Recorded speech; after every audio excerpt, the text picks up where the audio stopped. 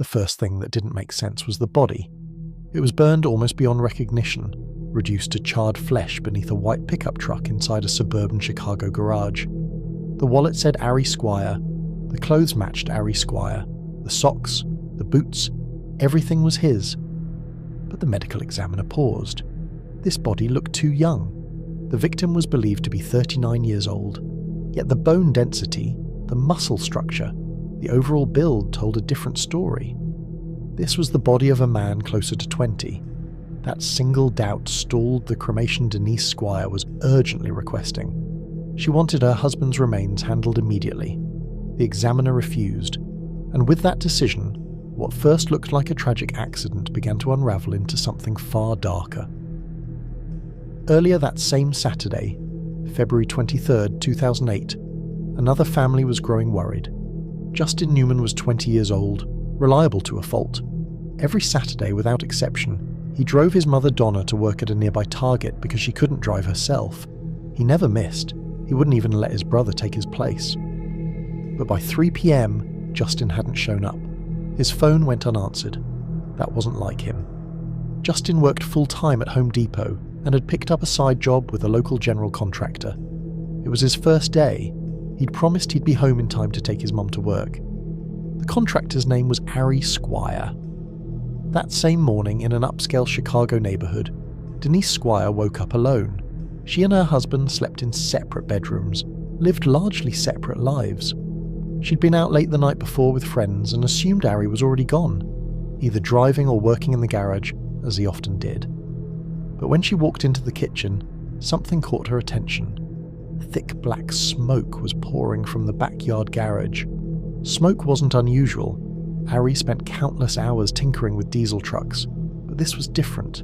This looked like a fire. She tried calling Ari. No answer. She stepped outside.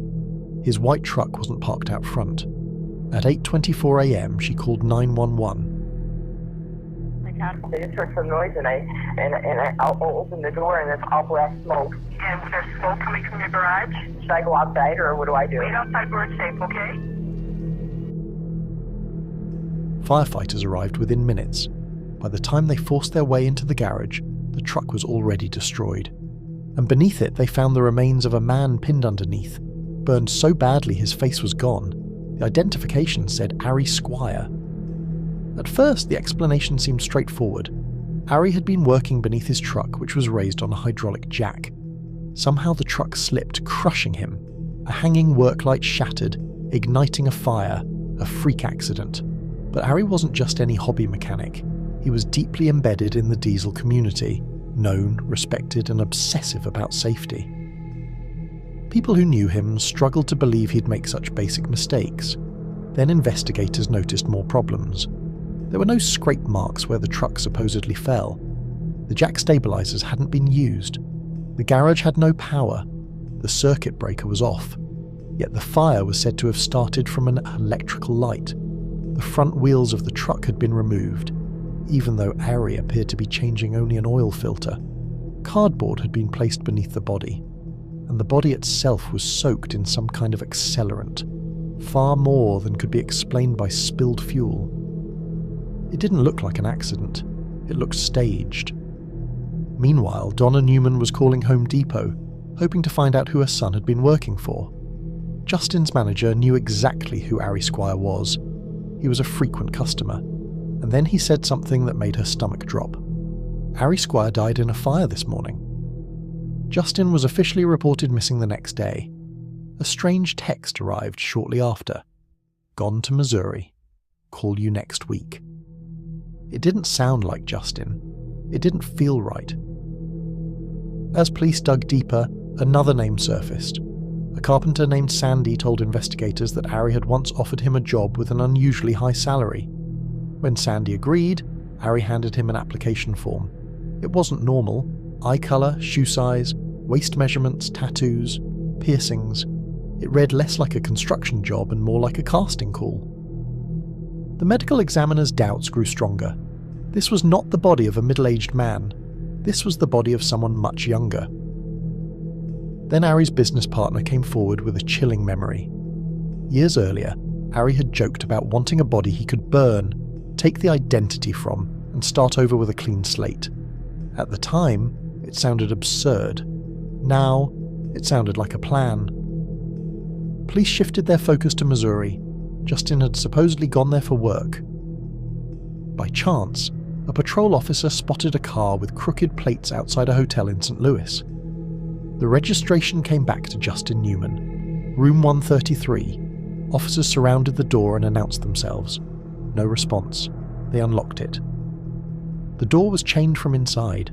Then a single gunshot echoed through the room. When they entered, they found a body on the bed. It was Ari Squire, this time unmistakably. He had dyed his hair, worn contact lenses to change his eye colour from brown to blue, and carried Justin's identity. He'd been hiding there since the fire, and now he was dead. By suicide. The truth became clear. Ari had lured Justin to his house that morning, knocked him unconscious, placed him beneath the truck and set the fire. He intended to disappear, assume Justin's identity, and escape his financial ruin. He was drowning in debt, millions tied to a failed healthcare business accused of Medicare fraud, a collapsing construction company, and a condo investment bleeding money. Denise stood to gain $5 million in life insurance. Emails showed they were communicating while Ari was on the run. She later claimed she believed the emails were scheduled messages sent before his death. Still, she responded to them, discussing cremation, ashes, and delays in releasing the body. Denise was never criminally charged. The insurance company refused to pay. In a civil case, a jury ordered Denise to pay Justin Newman's family $6 million. Whether they ever saw that money remains unclear. Justin Newman died because he took an extra job, eager to earn more, unaware he was stepping into someone else's escape plan. And the fire that looked like a tragic accident was never an accident at all. It was the opening move in a failed attempt to erase a life and steal another.